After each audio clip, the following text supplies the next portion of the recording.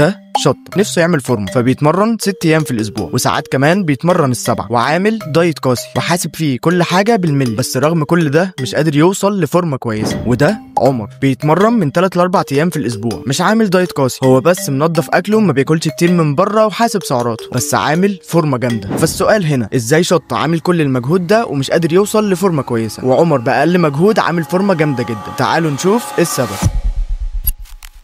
موتيفيشن اور ديسبلين. يعني ايه بقى الكلام ده؟ يعني الحماس حلو وكل حاجه، بس ساعات هو الحاجه اللي بتوقعنا وبتخلينا ما نكملش. يعني انا صحيت من النوم فجاه قررت ان انا اغير حياتي كلها واتمرن 7 ايام في الاسبوع واعمل دايت قاسي، وهم اسبوعين بالظبط او شهر بالكتير، وبلاقي نفسي مش قادر اكمل. فاللي بيحصل هنا بقى ان احنا بنرجع تاني لنقطه الصفر. فايه حل الموضوع ده؟ وهو ان احنا نعمل دايت بلان ونظام تمرين يكونوا مبنيين على اساس ظروف حياتنا، حاجه نقدر نعيش بيها، نقدر نكمل بيها لفتره طويله عشان نشوف تطور. يعني مفيش مشكله لما اعمل دايت بلان عاديه مش قاسيه، تكون بس ان انا نضفت اكلي، ما باكلش كتير من بره، باكل سعرات اقل من اللي جسمي بيحتاجها بحاجه بسيطه، مش لازم بفرق كبير. والتمرين برضو نفس الكلام، ممكن اتمرن 3 ايام في الاسبوع، 4 ايام في الاسبوع، طالما هي دي الايام اللي انا متاكد ان انا هعرف اتمرنها في الاسبوع مفيش اي مشكله. فبكده انا اكون عملت حاجه اعيش عليها فتره طويله من غير ما اتعب بسرعه. وكده كده التطور جاي بس الصبر حلو. وهنا بقى الاختيار ليكم، انتوا عايزين تبقوا زي عمر ولا زي شطه؟ واخر حاجه طبعا ما تنسوش ان التفاصيل بتفرق.